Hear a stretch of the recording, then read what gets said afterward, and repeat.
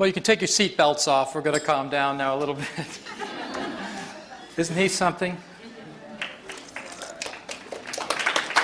Yeah. And I need the toy. Here we are.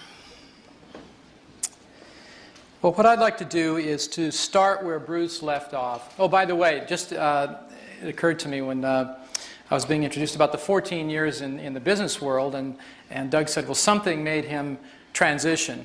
I can tell you it was living in fear for 14 years. It was living in protection. I don't know if you spend any time in the corporate world, but there's a tendency to circle the wagons and hope it's you're going to be safe. So I had done my time there. I saw a lot of pain. I saw a lot of opportunity, but in the position I was in, I couldn't do much with it. And so I really felt in the midst of really having everything that you're supposed to want. Good job, big bucks, all the creature comforts you could ask for. But what I noticed was my soul was hurting. I wasn't okay there. I wasn't okay just getting paid to do something I really didn't want to do and to sell something I didn't care about. So that was a crisis in a sense for me, but it was a real spiritual emergence as well. It was a coming out. It was a time to choose. Did I want to do my heart's desire, or did I just want to fold into the norm and do what I was expected to do? And I made the change. And 14 years later, I can highly recommend doing it. It's challenging at the time, especially when I did it and the way I did it, because I walked away from a very high-paying job, and it was a very good job by all people's standards, but it wasn't feeding the right part of me. So I'm here tonight, and I'm really grateful to Doug and to Bruce for the opportunity to share with you some of the things I've discovered over the last 14 years about the nature of change and about the nature of beliefs and their effect on our lives. So let's get going. I want to start with Bruce's conclusions, plus one that I added to the list. Do you remember his slide that said perception controls behavior? Very powerful words coming especially from a biologist. Perception controls the genes. Perception rewrites genes. And where I'm going with this is perception also rewrites behavior. I expect there's just 2 or 3 of you in the room maybe that might have a few behaviors you'd like to rewrite. I certainly did, especially 14 years ago, and so my search was to find the easiest, sanest, most effective, and quite frankly, the most painless way to do it. Graduate school didn't teach me about the painless part. In fact, it was all about go back, find the pain, work through the pain, and that's the only way to change your beliefs. I do have a different story to tell you at this point, quite a lot different than that schooling. The thing about perception, because Bruce used the word a lot and then he squeezed it together with the word belief, I'd like to make a little bit of a distinction there for us this evening. Perception, in my opinion, is awareness. The dictionary calls it awareness, but it's shaped by belief. Belief actually precedes perception. And I'm going to be talking about how that happens, but the important fact about it is that beliefs control your perceptions. If you rewrite the beliefs, you can rewrite perception. And if you rewrite the perception, you can rewrite the genes and the behavior. So there really is no distinction, if you're in the healing arts, especially the complementary ones, between mind and body. It's just a different expression of us, who we are.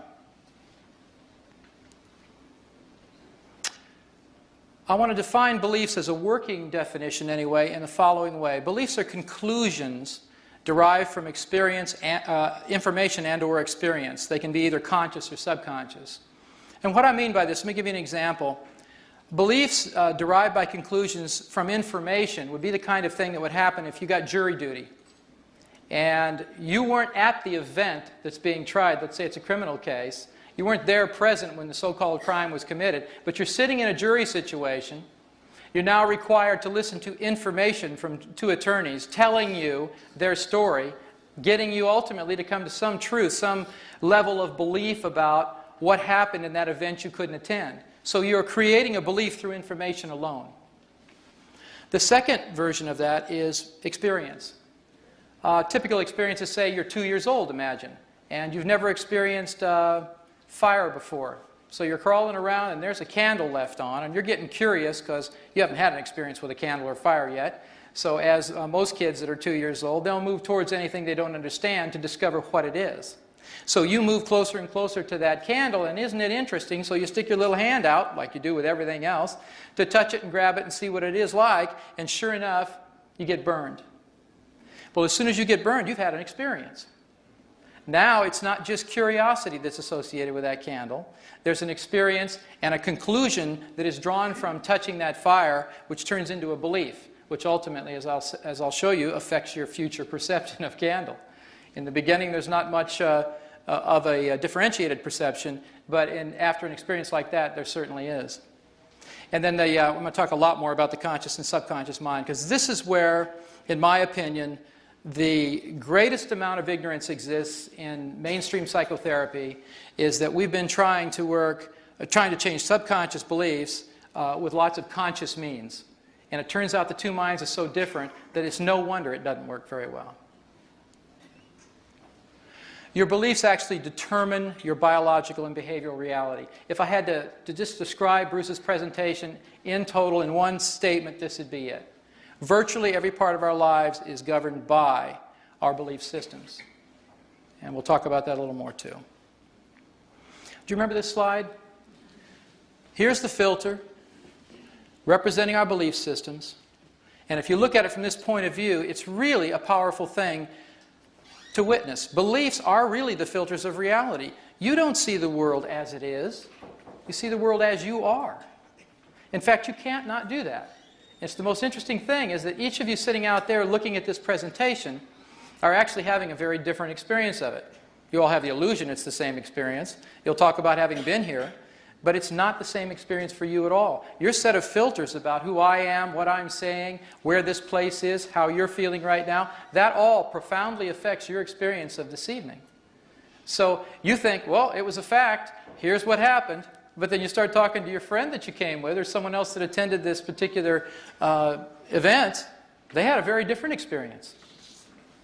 So it's always that way. And if you can remember that, as soon as you're thinking, well, I've got the facts straight about something, remember, the facts are your subjective opinion, your filters of reality.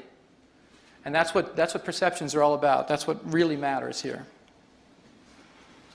Beliefs create perceptions, and they affect virtually every area of your life, as I mentioned. Self-esteem, for instance. I mean, your perceptions either define you as worthy or worthless in relationships, either loved or unloved. With respect to prosperity, that's a pretty popular one. You either can attract money easily in your life, or your perception is it's hard to get and hard to keep, and you'd mismanage it anyway. You look at your job performance. If your perception of yourself as a competent person or an incompetent person, it's going to make a heck of a lot of difference in terms of how you perform your job, and also the perception of others, of course. Mental health, you can see yourself as generally a happy person or a depressed one. Physical health, I mean, Bruce's presentation makes that pretty clear. The psychology profoundly impacts the biology of the body. Spiritual outlook, we have so many different spiritual systems and ways of looking at the hologram of God, so to speak, and all of the facets of it, that it is about perception when we're looking that causes us to believe and act in the way we do. And of course, the list goes on and on. You remember this slide? This is our friend Ecstasy. She represents joy. She represents growth in Bruce's model, moving towards something that's pleasurable. Do you remember this one? The Scream, it's called. So this one, of course, represents protection and fear. So my question to you is, if you had a choice, if you could choose between living like this, having your life and the undertone of your life being this feeling that you get when you look at this, or this, which would you choose? Oh no, let's review again. It's a tough choice. Would it be her?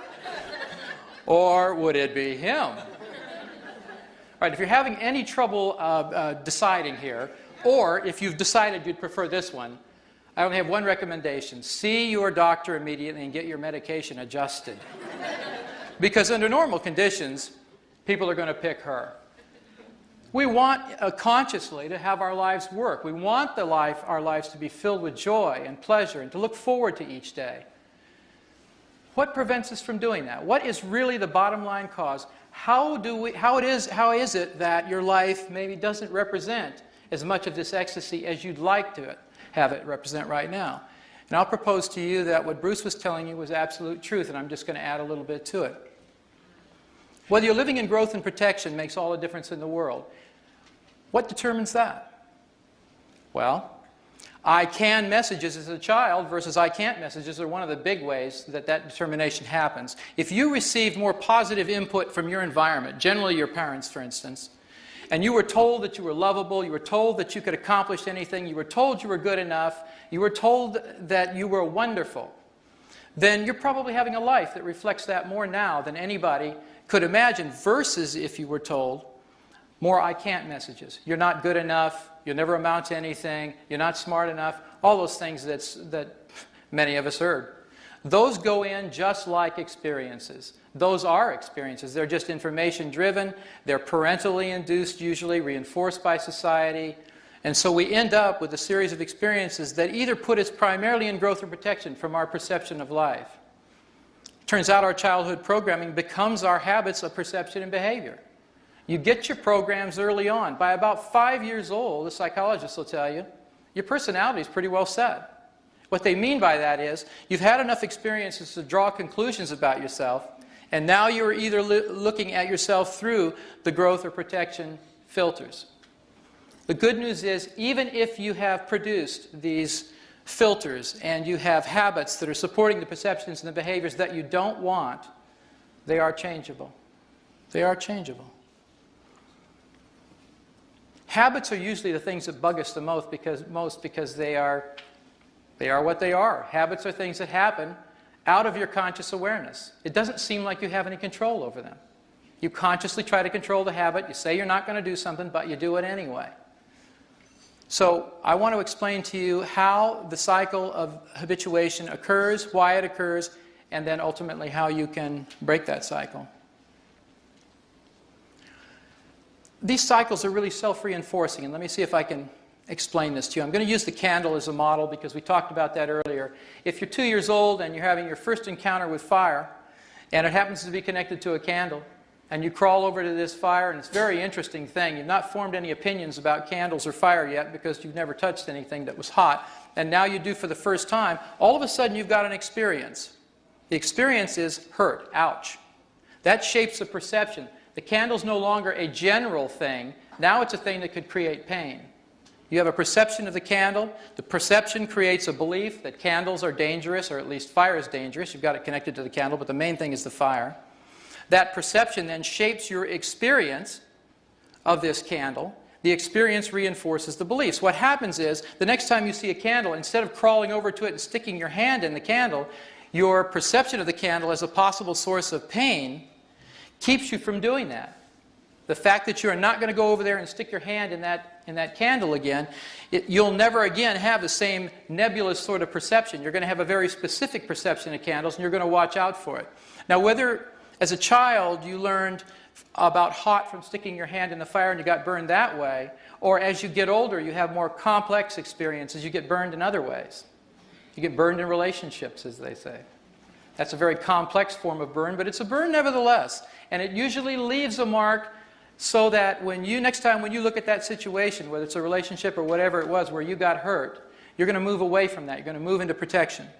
And it's a self-reinforcing cycle. So some of the good cycles, like learning that fire is hot and to keep your hand out of it, is wonderful. You don't want to interrupt those cycles. But what about the cycles of self-deprecation? What about the cycles that say you're not good enough? What about the cycles that aren't very generative, that you'd like to get rid of? Then it would be important to be able to break the cycles.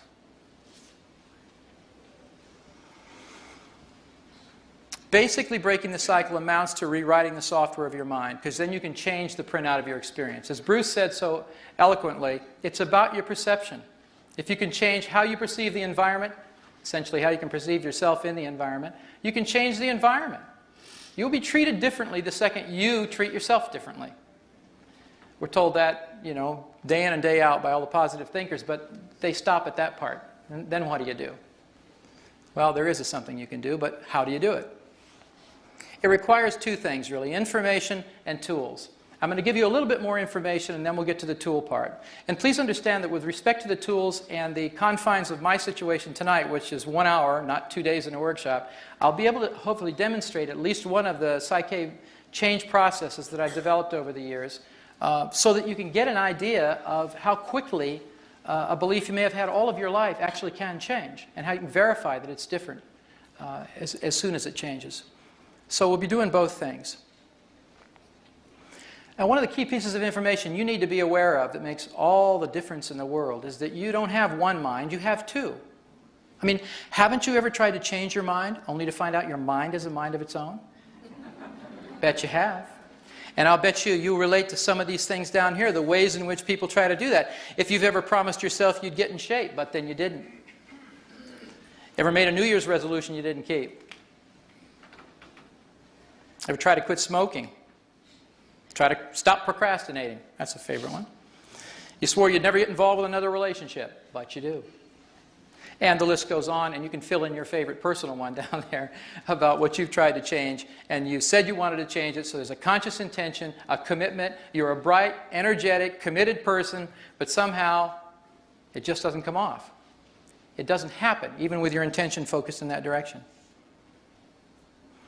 Let me give you a little rundown on how different those two minds are, because this is very important in understanding the nature of how change can take place very quickly and why it's been so difficult with the tools we've been given for the past 35 years, which are mostly positive thinking, affirmations, willpower, that sort of thing. I don't know about you, I tried them all. You know, they worked maybe 20% of the time, very frustrating, but it was best we had at the time, so people kept doing it. Just say your affirmations, just do that meditation, just do it over and over and over again. The problem was, it turns out, we were mostly talking to the wrong part of the mind that's in charge of habits, in charge of the change. Look, conscious mind's volitional. It sets goals, judges results, and it likes to try new things. That's the one that says, hey, there's something good happening, let's go out and do it. Let's go into an environment we've never been in. Let's ride the killer roller coaster. Let's do a bungee jump, you know. It's the one that would say, hey, that's a great idea. But your subconscious mind didn't like that at all. Subconscious mind says, it's busy monitoring the operations of your body, basic things like motor functions, heart rate, digestion, and it prefers the familiar. It's the part of you that likes to play it safe. It wants to know what's going to happen in the next moment. It doesn't want something new to contend with. Its basic job is to keep you alive and safe. So why would it want to bungee jump or get on a roller coaster? It's not interested in that. So remember, volitional and habitual, two different components of you completely. The conscious mind thinks abstractly. It's conceptually based. The subconscious mind thinks literally. It sees the world through your five senses. Bruce mentioned the five senses. You're going to see, hear, feel, taste, and smell. That's the only way the subconscious mind can know reality. The conscious mind is the one that reads all those self-help books. It's the one that says, yeah, aren't we inspired? Let's go for it. It's got all of that energy about what you're going to do. It thinks up all those really great ideas. But without communicating the ideas to the subconscious mind adequately, you usually don't go anywhere. You get very excited. You ever been to motivational speeches? I mean, just plain flat motivational speeches. I mean, when I was in the corporate world, boy, we just did a lot of those. And I'd go into those things and they'd just whip you into a frenzy. I was clapping and stomping and yelling and screaming, and I was so happy. And then as soon as that motivational speaker left, so did the motivation. If you didn't get him or her to come back, which is the point of it, of course, if you come back and get that fixed, you get cranked up again. But there's a better way to do that. There's a better way to get to that place and to stay there, and it has nothing to do with motivation, actually. The conscious mind is responsible for short-term memory, the subconscious mind for long-term memory. Now, the short-term memory has a little trick to it. I don't know if you know this, but it's an interesting fact. The average length of short-term memory in human beings is about 20 seconds long, short-term memory. Now, I thought that was really interesting because do you know how long it takes to look a phone number up in a phone book, take the coins out of your purse or pocket, and get them into a machine and dial that? 25 seconds. God's little trick. Yeah. So you can't quite pull that off in short-term memory. The subconscious mind is a very important aspect of this change process that I'm going to be sharing with you because it is responsible for long-term memory. A critical element. If you get up in the morning and you've forgotten basic things that you learned when you were a child, like say walking, things like that, driving as an adult, you'd have to relearn everything every morning when you got up. So you don't have to do that, and you can thank your subconscious mind because it remembers all of those things. It's taken all of that conscious learning and turned it into habitual understanding. Think about driving for a minute. When you first learned how to drive a car, How many learned on a stick shift? I'm just curious. You're old enough to have, okay. Yeah, well, me too. And it was a nightmare. I don't know about you, but I'm sitting in this little car, and I've got a gear shift over here. It was on the column. That's how old I am. It was on a column shift, and I got 2 feet, but they're 3 pedals. I'm thinking bad engineering right away. You know, it's a problem. What am I going to do with those? Then you got mirrors. You got people coming this way, people behind you. You got to steer the darn thing. You got to clutch, accelerator, brake. I mean, it was completely overwhelming, not counting my father, who was sitting next to me, yelling at me the whole time because he wanted to save his transmission in that car, and I'm popping the clutch, and it was an awful experience. But eventually, having survived it, I was able to move into an automatic version of driving, and now I don't think about it at all. In fact, most people don't think about driving at all. I noticed since I got here anyway. This is a very interesting place. But you know, the beauty of it is you can have a conversation on the way from point A to point B. You don't remember driving at all. You had a great conversation, but somehow you get there. What's that about? I mean, who's paying attention? Fortunately, you have a very powerful part of you that is paying attention. That's your subconscious mind. That gets you around when you're doing the things that are really fun, and it takes care of most of these baseline things that would consume all our time if we had to do them consciously. All right, the conscious mind is time-bound, which means it's past and future based. And for most conscious minds, if you're living with the scream mentality, you spend most of your time regretting your past and agonizing over the future. So that's not very much fun. Your subconscious mind is timeless, however. It thinks in the proverbial present moment only. So when you're talking to the subconscious mind, this fact is very important. It doesn't understand future tense requests. If you put your request, what you want, in a future tense for the subconscious, it mostly yawns and goes back to digesting your dinner because it doesn't get it. So you have to talk present tense. Now that seems a little crazy from your conscious mind's point of view because it's thinking, well, that hadn't happened yet. If I'm making up this statement that I want to be true, shouldn't I say I want it to be true? Only if you're trying to convince your conscious mind. So there's some rules about how you address and communicate with the subconscious that are very important to making it all work. Another difference, very important one, the conscious mind has limited processing capacity, maybe 1 to 3 events it can handle at a time. If you're at home and the phone rings and you're watching a TV program and somebody walks in from the kitchen and they want to talk to you, about that time when those 3 things are going on, you're saying, wait a minute, one thing at a time, well, you know, I got to stop now. Because you really can't process. It only is processing at about a rate of 2,000 bits of information per second, which sounds wonderful and kind of awesome in its own way, unless you compare it to the subconscious mind, who has expanded processing capacity, can process thousands of events at a time, and averages 4 billion bits of processing capacity in a given second. That's an incredible difference. But if you think about it, this part of your mind would have to do that. Remember, it's in charge of motor functions. You can't walk, talk, digest your food, do respiration, digestion, or any of that without a huge amount of processing capacity.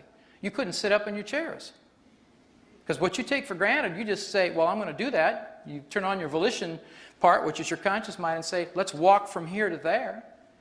But you know, you can't walk from here to there consciously. If your subconscious mind doesn't agree, you aren't going anywhere. And that's true of your beliefs changing too. And we're getting to that. All right. It's easier to change habits of thought and behavior if you access the subconscious mind because it's the storehouse for attitudes, values, and beliefs. This is where doing your basic affirmations every day, which are generally so abstract that the subconscious mind can't understand it. It really doesn't care what you're trying to do because you haven't engaged it in any way, shape, or form. And you're talking to the wrong part of the mind in the first place. The subconscious mind is where all these attitudes, values, and beliefs are stored. So if you don't learn how to communicate with it properly, you aren't going to get very far. You're going to be very frustrated. And that's exactly what I was. That's why I'm sharing with you these a whole different approach. All right, so as the easiest and most effective way to communicate with the subconscious is through a process called muscle testing. And I'll bet you a bunch of you in this room have had some experience with muscle testing. Is that true? Can I see a show of hands? All right. So I'm going to ask you temporarily during this discussion and also an experience that I'd like you to have to forget everything you know about it right now. Pretend you don't have any preconceived notions about it. Humor me. There's some things that are very important about using muscle testing in a psychological way that are very different from using it in almost every other way. Vitamin mineral supplements, it's very popular. In applied kinesiology, clinical kinesiology, looking for organ distress, meridian dysfunctions, and so on. I'm not going to be talking about any of that, but I'm going to be talking about some key elements to using it as an accurate measure of what's going on in your subconscious mind, what those beliefs are and what they're not. Okay, we're going to have a little experience, and I'm going to ask someone to help me up here to demonstrate muscle testing a la Psych-K. Psych-K is the name of the name I give the work that I do. And I want to show you when I'm using it as a psychological tool to access the subconscious and check for beliefs, how to set up an appropriate communication system. And the key here is appropriate. You want to get a true-false message system going. In other words, a conflict detector. You're measuring the truth between what your conscious mind says or is affirming and what your subconscious mind believes. Very important to be able to do that credibly. Like-dislike is essentially equivalent to a stress detector. I learned this one to use muscle testing in this way when I got out of graduate school. I was doing sort of mainstream counseling. That's the insight-based talk therapy version where you come in and we sit down together and you tell me all your woes and I nod and say, yeah, that's interesting, tell me more about that. And you do. And then you come back next week and you tell me more about that. And you come back next week, you tell me more about that. Well, I got tired of hearing it. They got tired of talking about it. So I figured something's got to change here. And a part of me, which was really the business part, just said, wait a minute, there's got to be some kind of outcome here. I mean, business is all about outcomes, all about bottom line. Turns out therapy, as I was taught in graduate school, is all about process. You just stay in the process. It's good for you. Oh, where's the part where you get out and get a life? I mean, you know, when does it end? Well, apparently it wasn't supposed to end. I never got that. So I thought, well, that's not right. So we're going to do something about that. So in the like-dislike thing, what I found was interesting was I'd get people coming in, they'd fill out this intake form. And I'd always ask, have you had any other kind of counseling? And oh, yeah, and they're putting it down there, 15 years of psychotherapy and all that. That's no joke. And they would say, I'd say, okay. So, and they're writing down what their primary presenting problem is, what they're trying to deal with. And they just write down stuff about, I said, what about your childhood? Tell me about your relationship between your mother and a father, you know. So I remember this one client wrote down, yeah, well, I've dealt with my mother, you know, she was very abusive psychologically and physically, and, but, you know, I've dealt with that and I'm over it. And I said, oh, that's good. So we got to the muscle testing part, and I just had her stick her arm out, and I was going to do a little muscle test of stress detector style. And I said, think about your mother. So she did. And guess what happened? She just crashed and burned. I mean, she was a mess. The muscle response was very clear that just thinking about her mother still stressed her. All of those years of psychotherapy, all of those years of putting together reasons why I've now forgiven my mother, never got to the subconscious mind, which controls the motor functions, which controls the autonomic nervous system, which controls your biology, and ultimately your health. You know, Bruce mentioned, do you remember about the biology and the effect on our immune systems? There are a whole set of beliefs that are immune-enhancing beliefs and a whole set of beliefs that are immune-suppressing beliefs. And if you look at the personality profiles of people who get various diseases, it becomes very interesting in a hurry. There's a whole field called psychoneuroimmunology, about 35 years of study in this country anyway, showing that people, for instance, cancer patients, one of the key qualities and attributes, personality characteristics of cancer patients is long repressed anger and hatred. They're really angry at somebody else, but if you hold that anger inside you, guess where it gets directed? It's your immune system.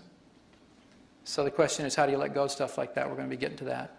So third down here is setting up a yes or no communication system, because in this work that I do, it's essential that you can communicate with the subconscious in a way to ask it questions and let it determine even what process is going to be used within this model of Psych-K that I use. There are a variety of belief change processes, just as there would be if I was a carpenter and I had my little bag of tools.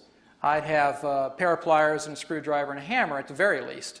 Because otherwise, if you just handed a hammer and you say, go build that house, well, you better find a lot of nails, because that's all you're going to be able to deal with. So you need some way to communicate yes or no, get yes or no communication from the subconscious. The last little note here, and I'll demonstrate this in just a second with someone, is where you position your eyes when you're muscle testing for psychological responses matters, as it turns out. And I'll show you, I'll demonstrate that for you. I learned this through, actually this little piece of it, through studying NLP years ago. They had made a big deal out of where your eyes are focused in terms of how you're processing in your brain. And what I found out when I first was introduced to muscle testing as a means of communication was that sometimes it seemed to answer correctly, and sometimes the answers were really bogus, and I couldn't figure out what the heck was going on. And I finally pieced the mystery together, and I figured out, wait a minute, sometimes people are saying things they're having no emotional response to at all. Your arm doesn't operate automatically. It doesn't go strong or weak for no particular reason. If you're not having a response to it internally, then the electrical signal sent from your brain to the muscle has no effect. So I want to show you how that works, and then I'd like you to just have an experience of this, because when I do a demonstration up here, I want you to be wired into what's actually going on and not just watching me do something up here that you're not familiar with. So I would like to invite someone who would like to help me demonstrate this muscle testing process to come up. Okay, would you mind? That's great. And you might want to come over here.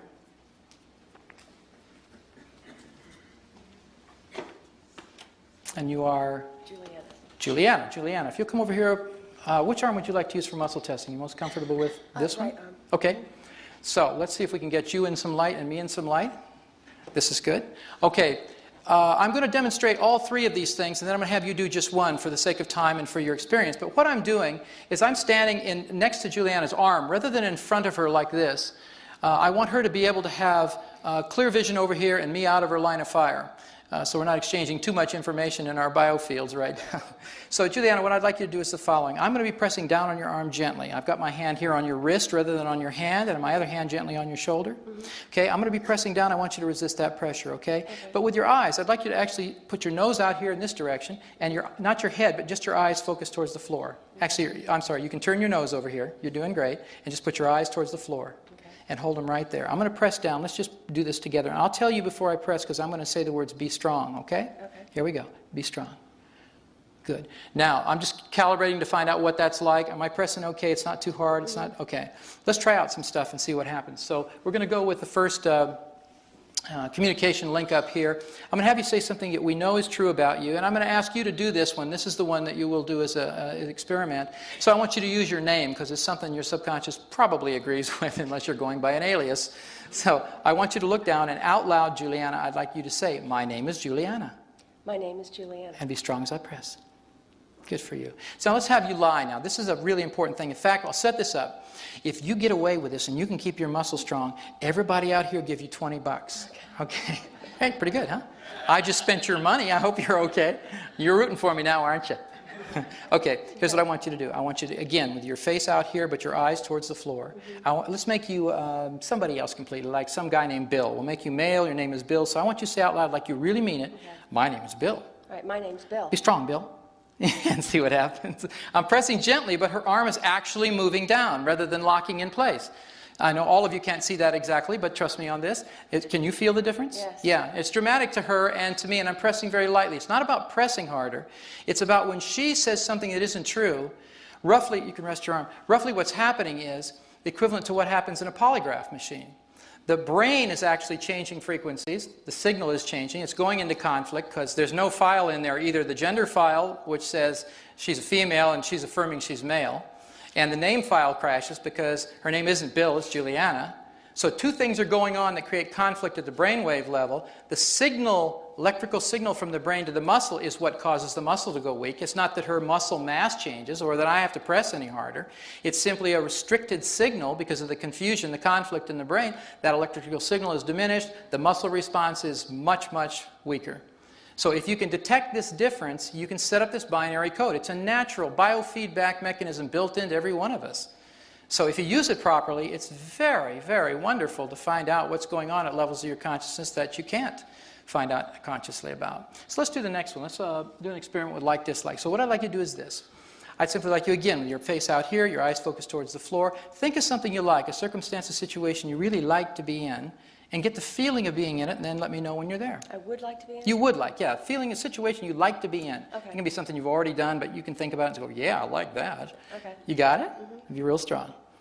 Yeah, she's really strong to that. She likes that a lot. So we won't have you talk about that, okay? All right.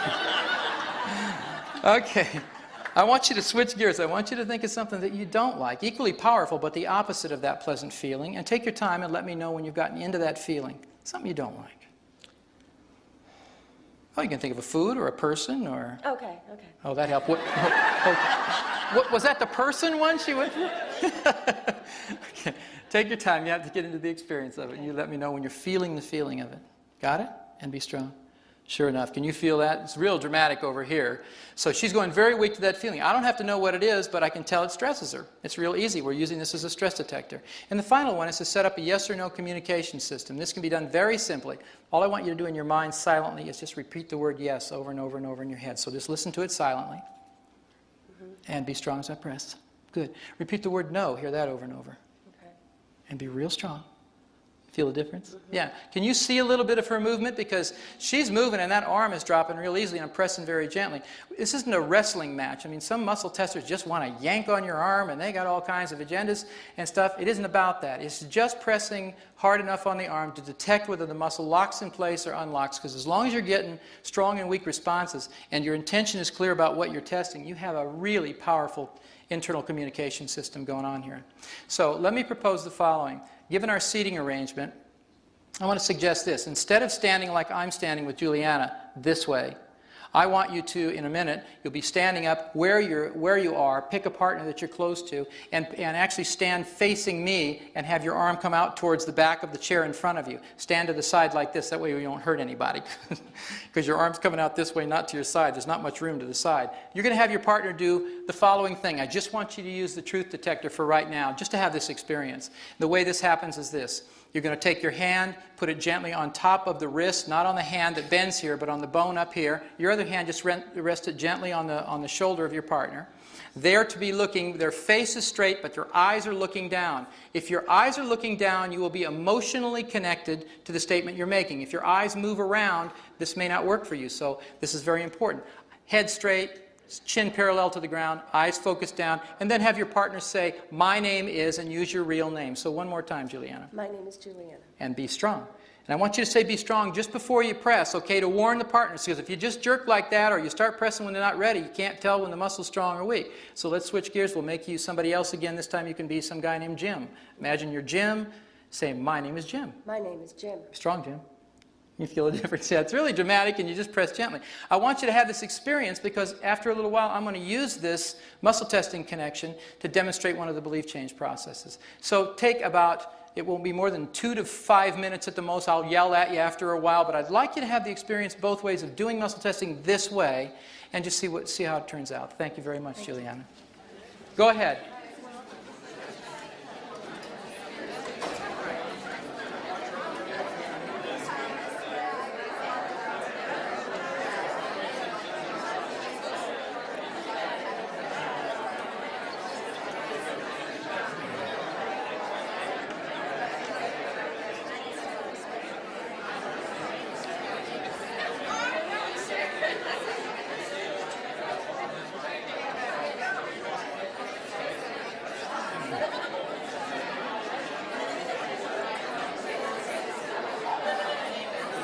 Going okay? Yeah. I went over a little bit, but not too much, 5 or 10 minutes. It's okay. Anybody else looking for a partner? Remember to focus your eyes down. Look down at the carpet.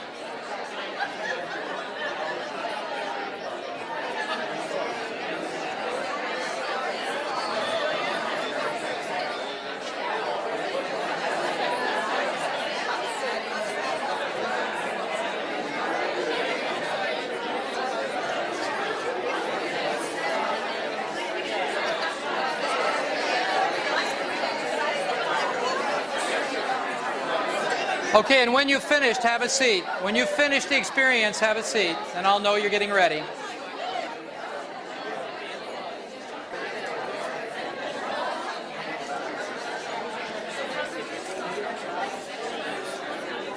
All right. Let's bring it back.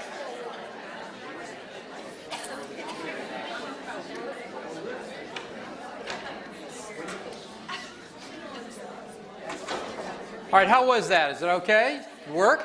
Yeah. That's good. There's a question. I'm sorry, I can't hear the question. Well, my name is George, according to that muscle test. Uh-huh. And you wonder why, yes. Okay. couple things can be going on. One is eye position. Your head has to be up, not cocked down looking straight. That's why your chin has to be parallel to the ground and your eyes are focused down during the testing. If that's happening, then you will be more associated, more emotionally engaged in what's happening when you're talking. When you say something is true, there'll be a stronger sense of reaction in your physical body, and that's what causes the muscle testing to work. It isn't a mystical experience. It's a biological, neurological experience. It's really a very cheap biofeedback machine that you carry around connected to you, your physical body. So used properly, it will work fine. The other possibilities, and I don't have time to discuss them right now in terms of the anomalies, sometimes people will test weak to everything.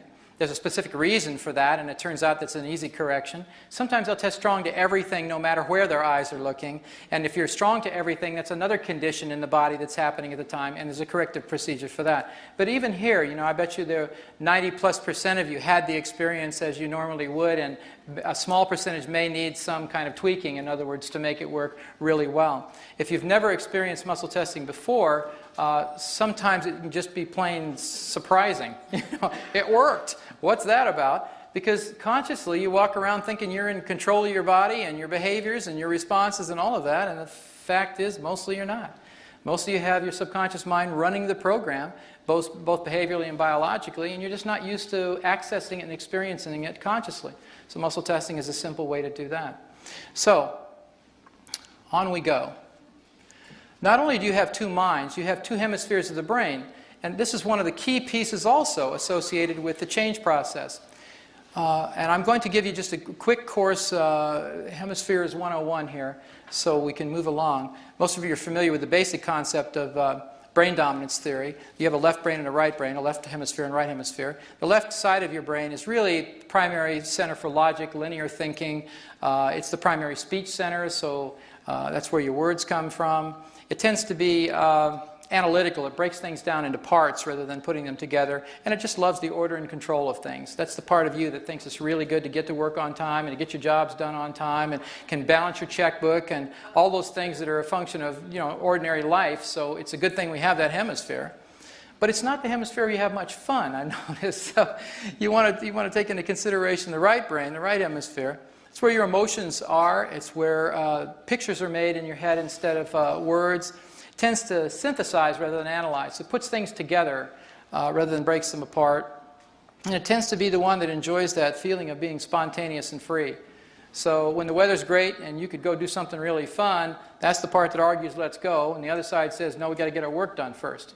So sometimes they compete, in fact, almost always, for your attention. And control of your system, by the way. The arrows down at the bottom represent this crossover relationship between the hemispheres of the brain and the side of the body that they control. For instance, the left hemisphere of the brain controls motor functions on the right side of the body, and vice versa. The right hemisphere controls them on the left. Now, there's a word down at the bottom, or two words down at the bottom. Corpus callosum is a bundle of nerve fibers. They're like, think of them as fiber optic links, millions of them, part of a very sophisticated commissure system that is a communication pathway between the left and the right hemisphere. On a good day, when both hemispheres are talking to each other, you're getting a lot of crosstalk going, that communication system is wide open. So it's really a bridge between the hemispheres. And when things aren't going so well, or you get stressed, as Bruce was talking about, the fight or flight response, what typically happens here is that commissure system, that corpus callosum, shuts down, like it becomes a barricade rather than a bridge to crosstalk. And so you will go into a favored hemisphere to deal with a given situation. It's not that people are all left brain or right brain. The research was very clear about that, but the pop culture didn't get that part. It's much easier to write about, oh, what are you, left brain or right brain? Well, guess what? You got two hemispheres and you're both. The issue is, in a given situation, if you learn to over-identify with the qualities and attributes of one hemisphere versus the other, you will do that habitually until that's changed. The ideal circumstance, obviously, is to have both hemispheres working all the time, to be in a state I call the whole brain state, because then you have all the qualities and attributes available to deal with almost any situation. You don't automatically go into protection in a situation unless it's warranted, and then you can go there, because sometimes fight or flight's a good thing. You know, you got to get out of there, get the blood out of the viscera, get it to the limbs, and get out of Dodge. So It's all right to have that happen, but you want to be able to control it. You want to be able to perceive your reality through both hemispheres at the same time. This little tidbit will come up in a little while, so I just wanted you to have a working reminder about it. The other thing is, the mind is not the brain. This is a very important concept. Bruce alludes to it all the time because he talks about it's about energy. I mean, in the final analysis, the physicists tell us it's all energy. So you've got a whole bunch of people here and here are complementary healers, and you say, well, do you do energy work? Show me something that isn't energy work. Allopathic medicine is energy work. What do you think the pills are? It's all molecules vibrating at some frequency. You're just ingesting them or injecting them or doing something, but it's all energy work in that sense. You can't not do energy work. Everything's energy. So remember that mind can really be described more aptly than calling it the brain as photons of light held in an electromagnetic field. We're talking about moving energy here. That's what healing's about. That's what change is about. That's what the mind is about. The brain is the gray matter inside your cranium. It's like the CPU chip in a computer. It's the physical thing that you can crack open your cranium and you got this thing in there, but that's not the mind. That's just the brain. That's a different deal altogether. It may be the central processing unit, the place where the energy patterns interpenetrate, but you know it's not even limited to the brain. Those of you who know about the energy field in general know that mind is not a function of just a connection to the brain part. There's some really important, long-standing myths about change that I need to address before I demonstrate what I want to show you. And that is, myth number one, if you've had a limiting belief for a long time, it'll take a long time to change it. Boy, that's a common one. I got so many people say, oh, it's so deeply embedded, Rob. You know, I've had this belief for 35 years, and it's just ingrained, and use all these anthropomorphic terms about how deeply it's embedded in your brain. You know, well, how deep could it be? You know, it's how many centimeters in there? You could get your finger in there and get one of the deepest ones. It's not like it's miles deep. What's that about? But we keep characterizing it in a way that makes belief change difficult. If you look at the reality of it, if it's photons of light held in an electromagnetic field, that's a different story. It isn't about deep. All right. Anyway, most of the time, changing subconscious beliefs is more like changing a document in a computer. The computer is photons of light held in an electromagnetic field. It's an energy phenomenon. You can't go into your computer and dig in there. How deep can you get into the hard drive? I mean, it's a little chip. It's the same concept, and we've really made it hard. It doesn't take any longer to change a document that's been in there for 30 years as it does 30 minutes, and it's been in there for 30 minutes. And it's mostly true with belief systems people have carried around for years and years. I've just watched this happen in private practice over and over again, and in the classes I teach, people will say, oh, I've had this belief for 50 years. I mean, it's just remarkable, just remarkable. I had one quick story about that. A psychiatrist is using a Psych-K in Denver.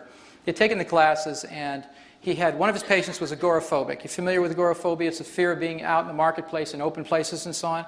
She'd had this agoraphobia since she was about, since she was a teenager, because she'd had it for over 50 years, and she was 60 plus years old.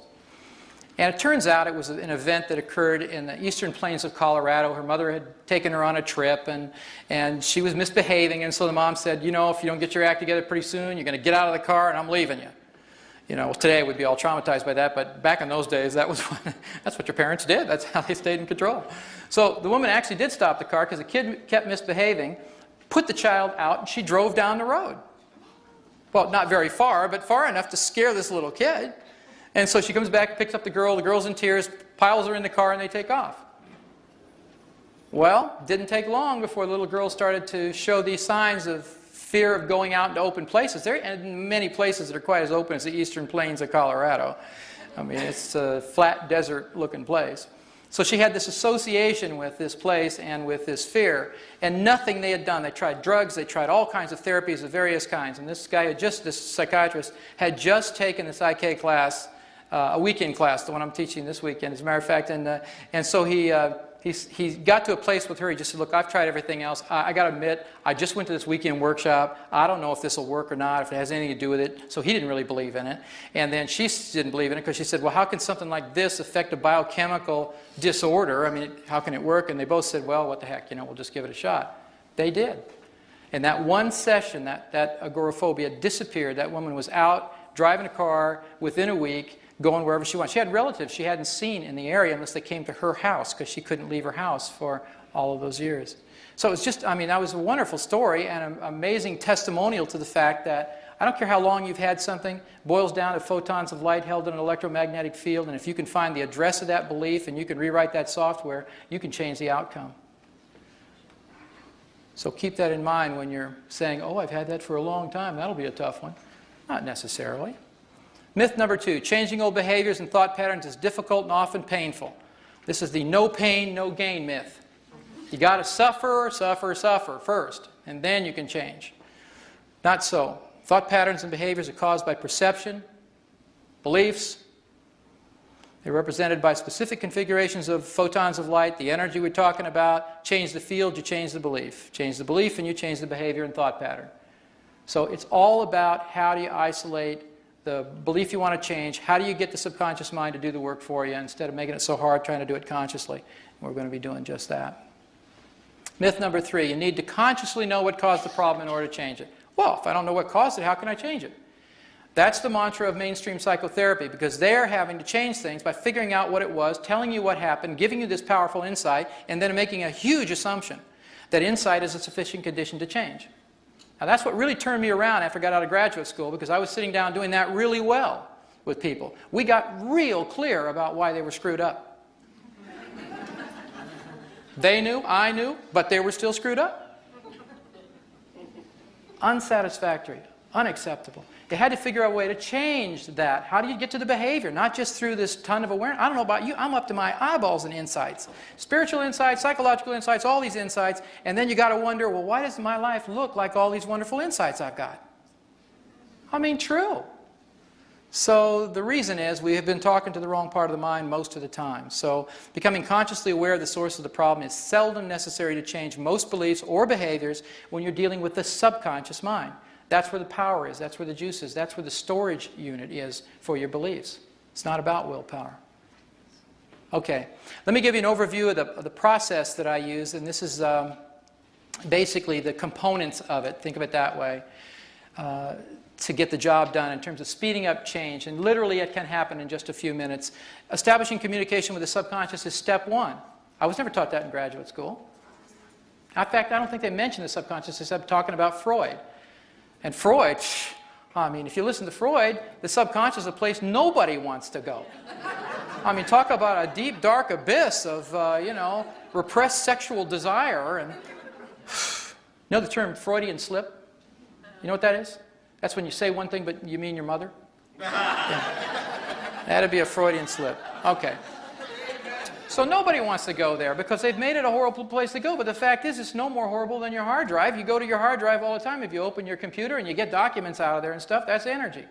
So we're going to be communicating with the hard drive here. You're going to pretest a desired belief statement. That's a very important thing to find out if your subconscious believes it or not. Like Juliana was very kind to come up here and give her attention to this process, and I had her say something that was pretty non-threatening, my name is Juliana. But what if I had said something like, had her say something like, I love myself unconditionally, or I trust that I am a wonderful person, or anything that she would desire to be and to know about herself. Then all of a sudden the rubber meets the road. Now you're finding out from your subconscious mind, do you agree with that statement or do you not? You may have done tons of therapy, you may have been saying affirmations and meditated for 25 years, and I tell you, surprise, surprise, you'll say something you think is true and you do believe it consciously, but your subconscious mind never got the message. And that's the part that really needs to get it in order to have behavioral change last. That's why so much change tends to be temporary and made out of lots of willpower. All right, so we've got pretest the statement, get permission and commitment to change the belief using a Psych-K balance. The balance processes that I use, I call them balances because essentially what they do is they create a balanced identification or perception of the left and right hemisphere of the brain at the same time for the new belief. And by doing that, using this whole brain integration process stuff, you can reduce the resistance to internalizing a new belief very quickly without all that effort and struggle. And the permission and commitment thing is really important. I've noticed in conferences I've attended for energy psychology, as an example, many of the processes make huge assumptions that if you have something that looks like it needs to be fixed, it actually represents something that's broken.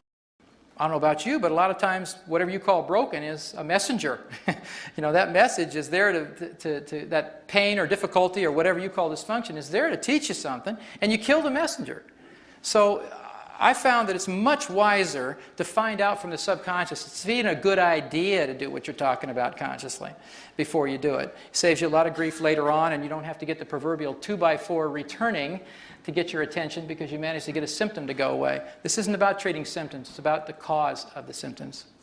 And then we'll do a balance, which is the process for change using whole brain integration of some kind or another, different varieties of that. We'll post-test the belief statement because it gives you a physical muscle response that's going to be different than in the beginning. So you have an objective way to measure a subjective change. You don't just say, well, how do you feel? And you go, well, fine, you look good. All right, see you next week.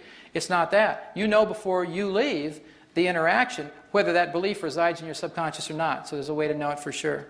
And then celebrate the change, and that's my favorite part. So we'll be doing that. Okay.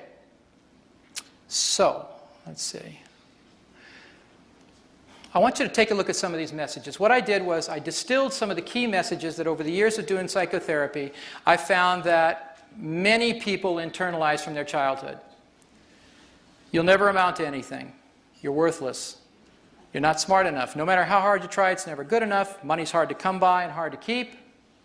You don't deserve to succeed. No one will ever love you. And Bruce's favorite, you're going to get cancer because it's genetic. This one, at the bottom, of course, you can make generic, which is you're going to get whatever disease you're predisposed to because it's going to get passed along in your family. So it doesn't.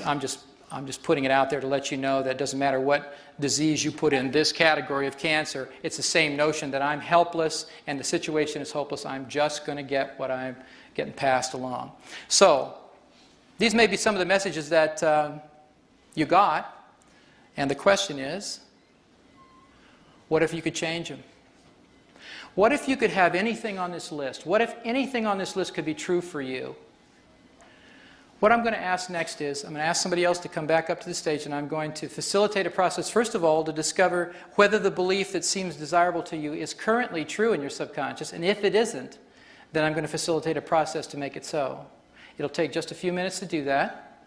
And so what I'd like you to do is just read down this list, and if one of these beliefs calls to you and just says, boy, I want that. It may not be true right now, I'm not sure, but I'd be willing to come up here to make sure.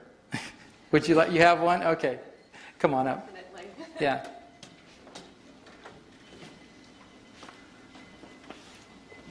I get this one, I might actually be able to finish my PhD. And which is that? I deserve happiness and success in my life. I deserve happiness and success. And your name is? Karen. Karen. Okay, Karen, I'm going to have you come over here, please. Like about so. And I'm going to have you put your arm out. We're going to do a little muscle testing together. Can I have you turn this way just a bit? Thank you. With your chin parallel to the ground, your eyes focused down and open. I'm going to press down on your arm. I want you to be strong if you can. You ready? Okay. Be strong. Okay.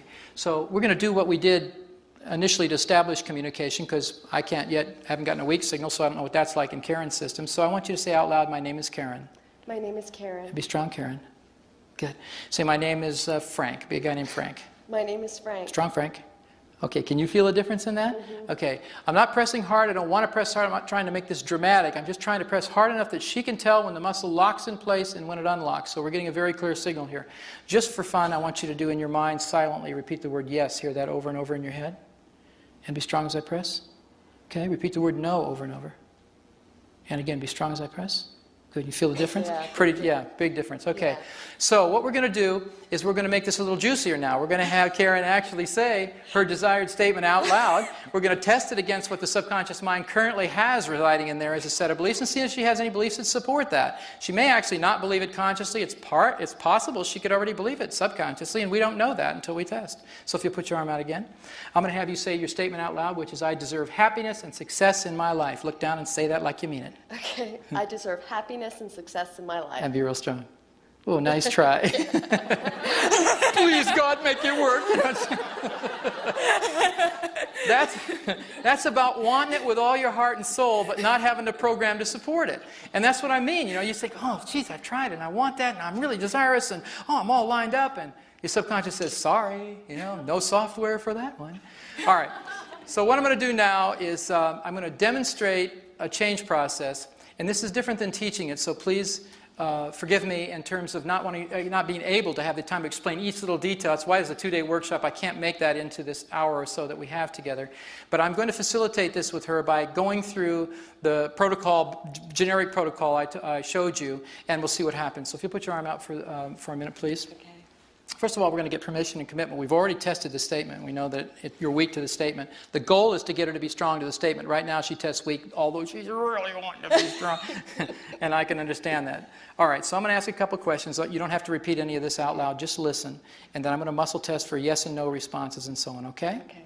All right, it's safe and appropriate for Karen to balance for this goal now. So be strong, Karen. Good. We get a nice, strong response indicating yes. All parts of the system are ready, willing, and able to balance for this goal using a new direction balance. So be strong if you can.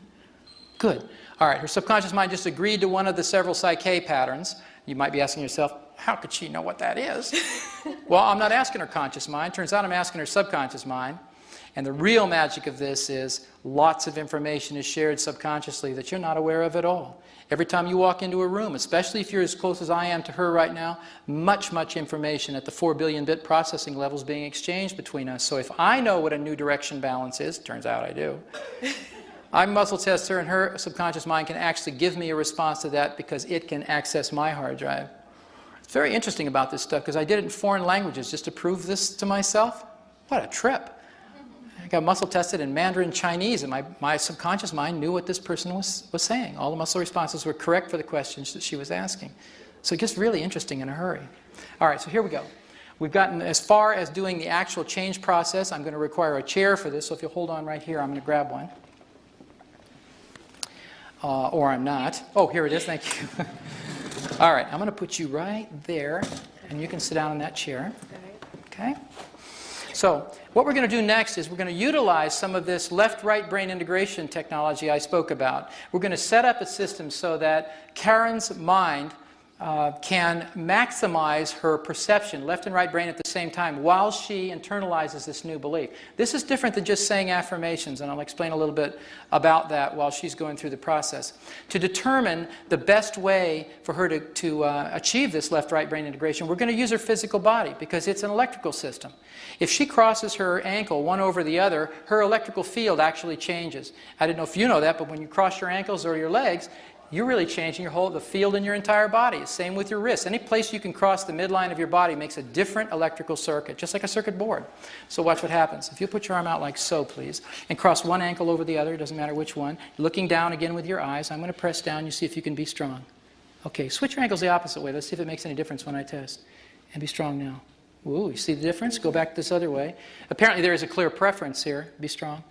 She's real strong when she crosses right ankle over left. And remember, this is all in relationship to this goal. This is not a general thing now. We're into a belief change piece. That's the target. And her subconscious mind is telling us, hey, this is the way I need to be configured optimally to get this belief to be true. So while your ankles are in the position that caused the strength, I want you to do the following with your wrist. Put one on top of the other straight out in front of you like so. I'm going to press down on both of them, and I want you to be strong if you can. Strong now.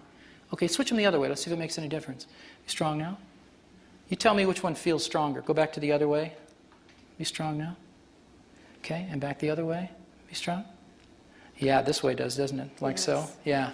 We're getting a clearer signal. I just had to test a couple times because the difference is fairly subtle. So what you do with your hands now is just go ahead and interlace them like this. You can rest them in your lap. Okay. Here's what I want you to do. And then I'm going to have a little chat with the group while you're doing it. Okay. I'm going to have you close your eyes in a little while, and I'm going to have you be able to silently just repeat the statement. I'll give it to you, and then you're just going to repeat it gently over and over in your mind. And what I want you to do is I want you to actually invite any resistance to the idea, any other ideas like your statement is, I deserve happiness and success in my life. If you've got any other voices in there that say, no, you don't, you never did, you never will, all that stuff, rather than try to push them away or make them go away, I actually want you to invite them in. Say, okay, come on, because it's an educational process. You're going to be saying this statement to this resistance until the resistance just disappears. So until you feel either a mental, emotional, or physical change, keep your eyes closed and keep saying the statement to yourself. When you feel that shift, I want you to open your eyes and we'll do the next part of the process. Okay. Deal? Mm-hmm. And I'll amuse everybody out here while you do this. Okay. So I want you to close your eyes, silently begin to say the statement, I deserve happiness and success in my life. And while Karen is doing that, I wanted to make a couple of comments about what's going on. we've configured her body, not according to my guess or my judgment about what she needs, but her subconscious mind, which knows how that belief is blocked. It knows exactly what software needs to be rewritten to make it so, and it's in the process of doing so right now. It's different than meditation, because most meditation is single-focused and all other ideas must go away. You notice the instruction I gave her wasn't to do that. It was to say the statement and invite these other ideas in. It's not prayer, because you're not really asking for intercession in some way. Come, please help me. It's not that kind of thing. You're just affirming this belief over and over. It's not visualization. It's not positive thinking. It's simply affirming a statement to be true, educating the parts that are in resistance, and doing it through the filters of whole brain integration. While in this posture, she can't think of the downside of this the way she used to. Left and right brain now are working simultaneously, and they're perceiving this goal in a brand new way that she hasn't been able to every time she's thought about it in a normal sitting posture or just in her normal life. So it's really interrupting the cycle of over-identifying with the left or the right hemisphere of the brain, which kept her stuck. As soon as this comes into a whole brain integrated perception, the belief's hers, and we'll test it out. Okay? So you keep at it until you can feel something change, and then you just let me know, and I'll keep talking to all these people about this. So it's usually this process, I'd say on average, takes about 2 to 5 minutes for most beliefs to change. Small price to pay for something you've had all your life that's been arresting your life and keeping it from being in that ecstasy, the picture that we saw, and really promoting a lot more of the protection and the scream energy to your life. So it can shift, it does shift, and it's not about me doing something, it's about her. In fact, all of Psych-K is really about very little about the facilitator and a whole bunch about the innate wisdom and the divinity within each of us. It's activating that and moving it into a specific area of intention and giving the tools to the subconscious mind to do the job that it is capable of doing with the proper instruction for doing it. Sometimes when the change is taking place, this is another interesting aspect of this process, is that it's not particularly visual. You don't have to visualize anything. If you're not a good visualizer, you don't have to make a picture in your head to make things come true. If you tend to be more auditory, you make sounds in your head, you talk to yourself in your head, you'll go there. However the belief is wired in that needs to be changed, that's what she's going to get internally. So sometimes you'll get pictures, sometimes you'll get sounds, sometimes it's just your body, you're feeling. You'll feel the body change, you'll feel the muscles tense and then release. Happens differently for each person and different with each belief. Okay, she seems to think something's going on here, so we'll check this out. So unhook your ankles and your wrists, unhook these guys. Put your fingertips together like so.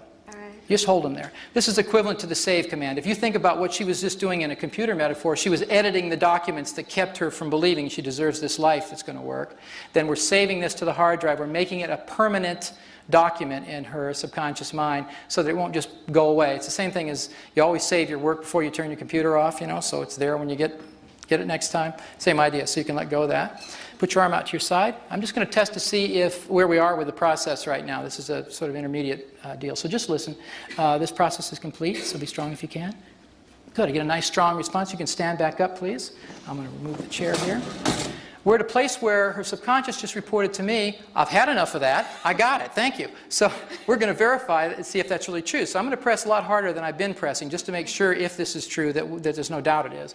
I want you to say out loud, I deserve happiness and success in my life. Looking down, say it like you mean it. I deserve happiness and success in my life. And be strong. Yeah, if I let go, she brings like a springboard. Nice going. That's it. Thank you. Good for you. So hang in here for just a minute.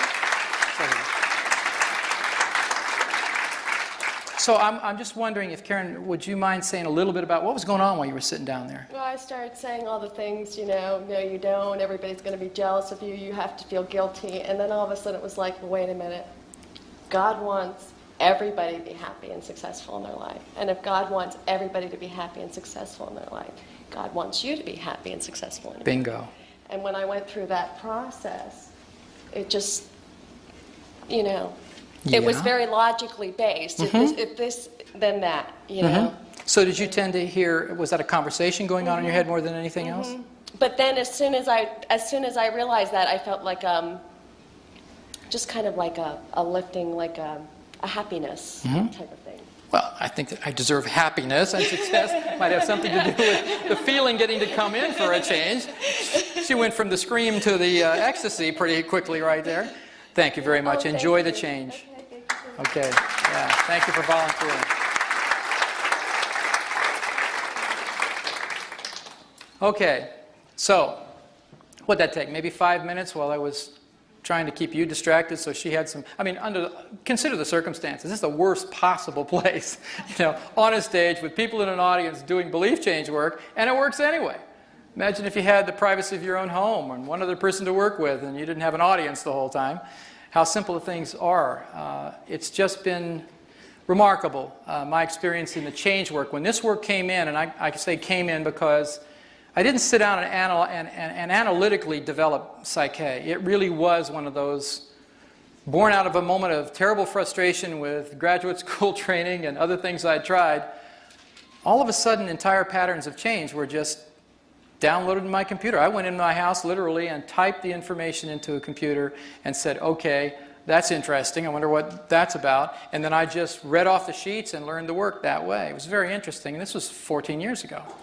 So I was very skeptical, didn't believe in muscle testing because I'd never experienced it, didn't believe in these patterns until I could experience them myself.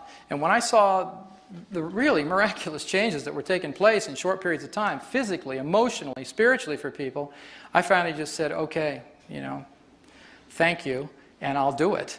So you find your path and you stay with it because it works. And it's my joy to get to share this information with you. It's like Bruce and I bond because he's bumping the envelope of biology. I'm doing the same with psychology. We've been looking in the wrong place for the changes for a lot of years, and it's time to wake up and do it completely differently. So thank you for your kind attention, and if you have an interest in learning more about the work, Doug's going to tell you about our workshops on the weekend. Are there any questions before I close? Anything that pressing and you need to know other than you need to go? Okay. One last thought. Okay. Is this something you can teach yourself to do? Can you do it with yourself? Is that what you're saying? Can you do this all by yourself? Yeah, you can. There are methods of self-testing that are possible, and they have their limitations. So what's really good about it is if you have a friend or anybody, it doesn't even matter that they even know the work, and if they don't come to the workshop, that doesn't matter. What matters is one of you came. Then you'll know the work, and all you need to do is take 2 minutes and teach somebody muscle testing. If somebody else is pressing on your arm, it's just more objective than if you're doing the whole loop yourself. At least that's what I would recommend. A lot of people do it, and I honor that, but I would rather have somebody else testing me than me testing myself, especially when the issues are really where the rubber meets the road. Okay? All right, so final thought. Remember that your beliefs determine the limits of what you can achieve. As Henry Ford put it, if you believe you can, or if you believe you can't, you're right. Good night.